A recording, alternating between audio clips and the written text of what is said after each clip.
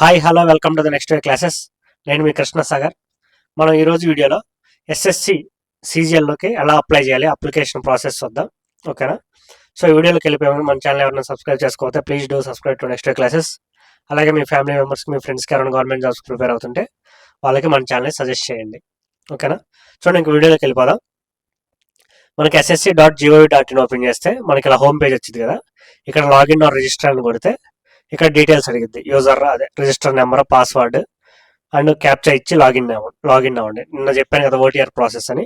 OTR process అయిన తర్వాత డైరెక్ట్గా ఇక్కడ లాగిన్ అయితే మీకు మీ మీ అంటే ఐ మీన్ మీ ఓపెన్ అయ్యిద్ది.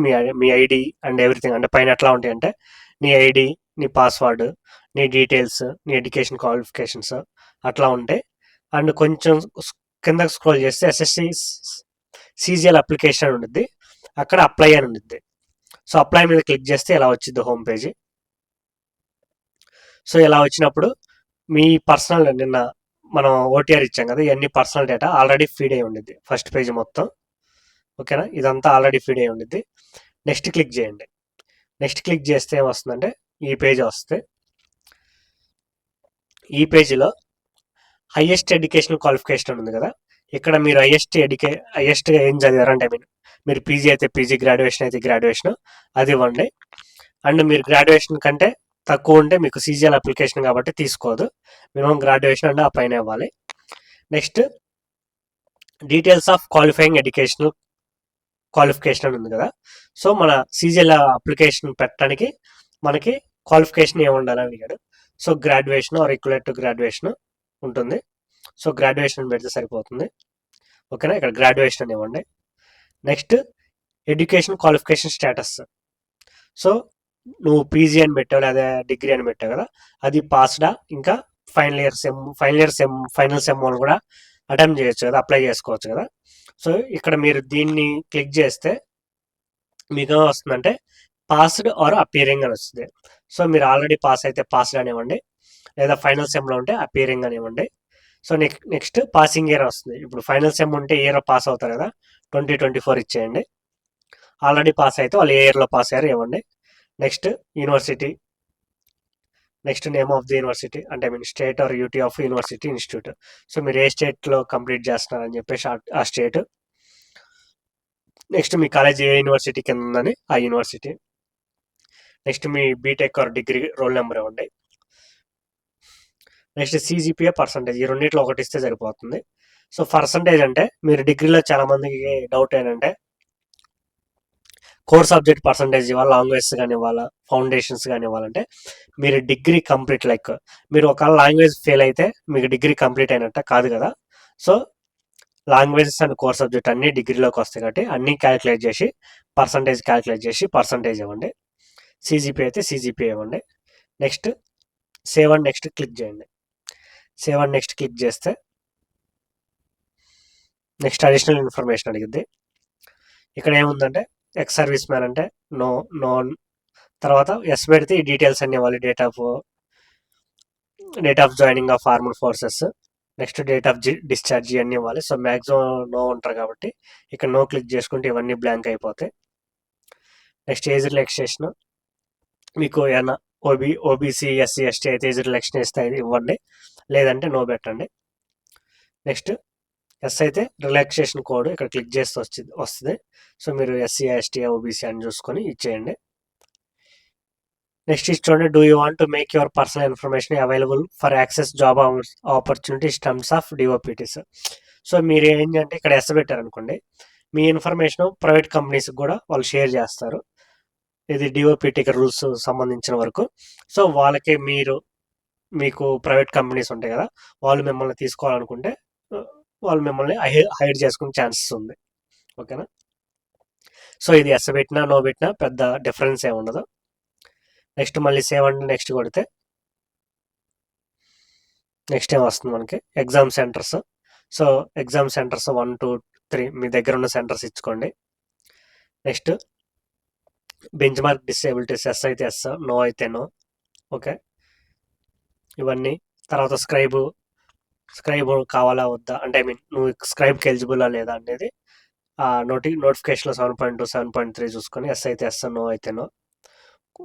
కొంతమంది ఒకవేళ మీరు ఎలిజిబుల్ ఉన్నా కూడా ఇక్కడ నో పెట్టారంటే మీకు స్క్రైబ్ రాదు. ఓకేనా, స్క్రైబ్ ఎలిజిబుల్ కాదు. మీరు ఎక్స్ట్రా టైం కూడా ఆ bench mark, separate bench mark disabilities ఉంటాయి కదా, వాళ్ళకే ఎక్స్ట్రా టైం ఉండిద్ది, మిగతా వాళ్ళకి ఉండదు. సో జాగ్రత్తగా చూసుకొని పెట్టండి. Next, are you also applying for the post of JSO. So జేఎస్ఓకి ఎలిజిబిలిటీ ఏంటి, మీరు డిగ్రీలో ఎంపీసీ చేసి ఉండి మ్యాథ్స్లో 60% ఉండాలి. సో అప్పుడు ఇది ఎస్ అని పెట్టచ్చు, మీరు డిగ్రీలో ఎంపీసీ చేసి మ్యాథ్స్లో 60% ఉంటే. నెక్స్ట్, ఎడ్యుకేషన్ క్వాలిఫికేషన్ అంటే మీకు జేఎస్ఓకి ఎడ్యుకేషన్ క్వాలిఫికేషన్ ఏం కావాలి, మనకి ఇంటర్మీడియట్ మ్యాథ్స్లో 60% కావాలి, ఉంటే ఎస్ అని పెట్టండి. ఓకేనా. నెక్స్ట్, స్టాటిస్టికల్ ఇన్వెస్టిగేటర్ గ్రేడ్ 2కి దీనికి ఎలిజిబిలిటీ ఏంటంటే మీరు డిగ్రీలో కంపల్సరీ స్టార్ట్ చేసి ఉండాలి. ఓకేనా, ఒక సెమ్ కాదు, డిగ్రీ మొత్తం మీద స్టాట్ సబ్జెక్ట్స్ ఉండాలి. లైక్ 6 సెమిస్టర్స్ ఉంటే 6, 8 ఉంటే 8. ఓకేనా. సో అది అయిపోయిన తర్వాత మీకు ఎడ్యుకేషన్ క్వాలిఫికేషన్ ఉంది కాబట్టి ఎస్ అని ఇవ్వండి. నెక్స్ట్, సేవ్ అండ్ నెక్స్ట్ కొడితే మనకేమడుగుతుంది, ఫోటోగ్రాఫ్ అడుగుతుంది. సో ఫోటోగ్రాఫ్ జాగ్రత్తగా మీకు ఐ కాంటాక్ట్ అయ్యేటట్టు కెమెరాకి, అండ్ ట్రయాంగిల్లో రెక్టాంగిల్లో మీరు ఎక్కువ డిస్టెన్స్ ఉన్న సో ఫార్ అని పడుతుంది, తక్కువ డిస్టెన్స్లో ఫోటో దిగిన టూ క్లోజ్ అని పడుతుంది. సో మిడిల్లో పెట్టుకొని జాగ్రత్తగా ఫోటో తీసుకోండి, కళ్ళు మూయకుండా అండ్ ముఖం మొత్తం ఏ పార్ట్ మిస్ అవ్వకుండా ఫోటో తీసుకోండి. నెక్స్ట్, సిగ్నేచర్ ఇవ్వండి ఈ 10 to 20 KB JPG or JPEG ఫార్మేట్లో. ఓకేనా. ఇచ్చిన తర్వాత సేవ్ అండ్ నెక్స్ట్ కొడితే మనకి ప్రివ్యూ వచ్చింది. మీరు ప్రివ్యూ మొత్తం చూసుకోండి, ఇట్లా ప్రివ్యూ ఫామ్ వచ్చింది. ప్రివ్యూ మొత్తం చూసుకొని అంతా ఓకే అయితే, ఓకేనా, ఎవ్రీథింగ్ ఓకే అనిపించినప్పుడు, అడిషనల్ డీటెయిల్స్ అన్నీ ఓకే అనిపిస్తే ఫామ్ సబ్మిట్ చేయండి ఇంకా. ఓకేనా. సేవ్ అండ్ నెక్స్ట్ కొట్టి ఫామ్ సబ్మిట్ అయిపోద్ది. తర్వాత మీకు ఆటోమేటిక్గా పేమెంట్ ఆప్షన్ ఓపెన్ అయ్యింది. సో పేమెంట్ ఆప్షన్ మీరు పేమెంట్ చేసేసి కార్డు ద్వారానో లేదా యూపీఐ ద్వారానో పేమెంట్ చేస్తే పేమెంట్ సక్సెస్ఫుల్ అని పడిద్ది. ఓకేనా. సో మీకు ఒకవేళ సక్సెస్ఫుల్ అని పడి అక్కడ అప్డేట్ అవ్వలేదు అనుకోండి, ఫర్ ఎగ్జాంపుల్ మీకు అప్లికేషన్ అప్డేట్ అవ్వలేదు అనుకోండి, ఒక 24 hours or 48 hours వెయిట్ చేయండి, అప్పటికి అప్డేట్ అయ్యి సక్సెస్ఫుల్ వచ్చింది. ఓకేనా. అప్లికేషన్ మాత్రం ఇన్కంప్లీట్ అని పడిద్ది, పేమెంట్ స్టేటస్ మాత్రం సక్సెస్ఫుల్ అని వచ్చింది. సో అప్లికేషన్ ఇన్కంప్లీట్ ఏంటంటే నువ్వు అప్లై చేసావు, పేమెంట్ అన్నీ చేసావు, బట్ నీ అప్లికేషన్ని వాళ్ళు వెరిఫై చేయలేదు, డిపార్ట్మెంట్ కమిషన్ వాళ్ళు. సో అందుకని ఇన్కంప్లీట్ ఉంటుంది అంతే. సో అది నార్మల్గా ఇన్కంప్లీట్ అని ఉండిద్ది. మీరు ఈ అయిపోయా లేదా చూసుకోండి, లైక్ పేమెంట్ సక్సెస్ఫుల్ వచ్చిందా లేదా, తర్వాత మన డీటెయిల్స్ అన్ని సక్సెస్ఫుల్ వచ్చినాయా లేవా అవి చూసుకోండి. ఓకేనా. అప్లికేషన్ స్టేటస్ అప్పుడు ఇన్కంప్లీట్ అని ఉంటుంది. ఓకేనా, దాని గురించి ఏం టెన్షన్ పడద్దు. సో ఇంకా ఏమైనా డౌట్స్ ఉంటే కమెంట్ బాక్స్లో కమెంట్ చేయండి, అప్లికేషన్ ప్రాసెస్లో. ఓకేనా. నేను నెక్స్ట్ వీడియోలో డౌట్స్ వీడియో చేస్తాను. నేను డౌట్స్ అన్ని నోట్ చేసుకున్నాను, అరౌండ్ 25 డౌట్స్ వరకు ఉన్నాయి. సో ఆ డౌట్స్ అన్ని అక్కడ కొంచెం క్లబ్ చేస్తే తగ్గే ఛాన్స్ ఉంది. నేను అందరు డౌట్స్ రాసుకున్నాను.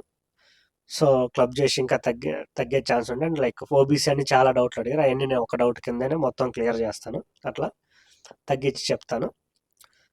సో ఇంకా ఏమైనా డౌట్స్ ఉంటే మీరు అడగాల్సినవి ఏమైనా ఉంటే త్వరగా అడిగేయండి, రేపైతే ఆ వీడియో చేస్తాను. Okay, thank you for watching the next way classes.